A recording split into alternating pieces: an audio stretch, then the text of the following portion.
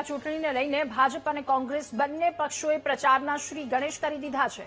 આ પેટા ચૂંટણીમાં પૂર્વ ધારાસભ્ય યોગેશ પટેલની ઐતિહાસિક લીડને જાળવી રાખવા માટે ભાજપે અત્યારથી જ ખાસ માઇક્રો પ્લાનિંગ શરૂ કરી દીધું છે, જેના ભાગરૂપે વોર્ડ વાઇઝ મોટા નેતાઓને ચૂંટણી પ્રચારની મહત્વની જવાબદારી પણ સોંપવામાં આવી છે। આ કડી અંતર્ગત વોર્ડ નંબર 26ની કમાન વિધાનસભાના દંડક બાલકૃષ્ણ શુક્લને સોંપતા જ કાર્યકર્તાઓમાં ભારે ઉત્સાહ જોવા મળ્યો।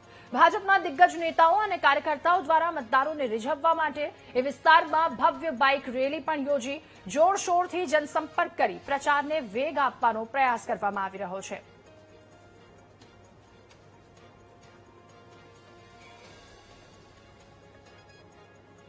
ખાટલા બેઠકો, ગ્રુપ બેઠકો ચાલુ થઈ ગઈ છે। ઘેર ઘેર ફેરની કરીને પત્રિકાઓ પણ વેચવામાં આવે છે અને અમારી ફેરની પણ જેમ જેમ દિવસો જતા જાય છે એમ ફેરનીમાં ઉત્સાહ અને માહોલ કાર્યકરોમાં વધતો જાય છે।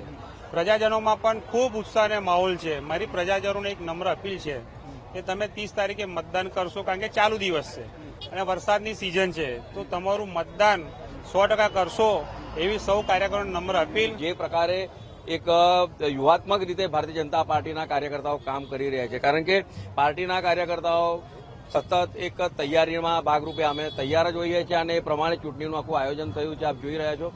તો આપના માધ્યમથી તમામ નગરજનોને હું ખાસ વિનંતી કરું કે જે પ્રકારે યોગેશભાઈએ આપની સેવા કરી એ જ પ્રકારે જ્યારે સતીશભાઈ આપની સેવા કરવાના છે ત્યારે વધારેમાં વધારે મતો આપીને અને જે લીડ યોગેશભાઈનો જે લીડ હતો તેને મેન્ટેન કરીને અને તેનાથી પણ વધારે જો આપણે મતો કાઢીશું તો યોગેશભાઈને સાચી શ્રદ્ધાંજલિ કહેવાશે।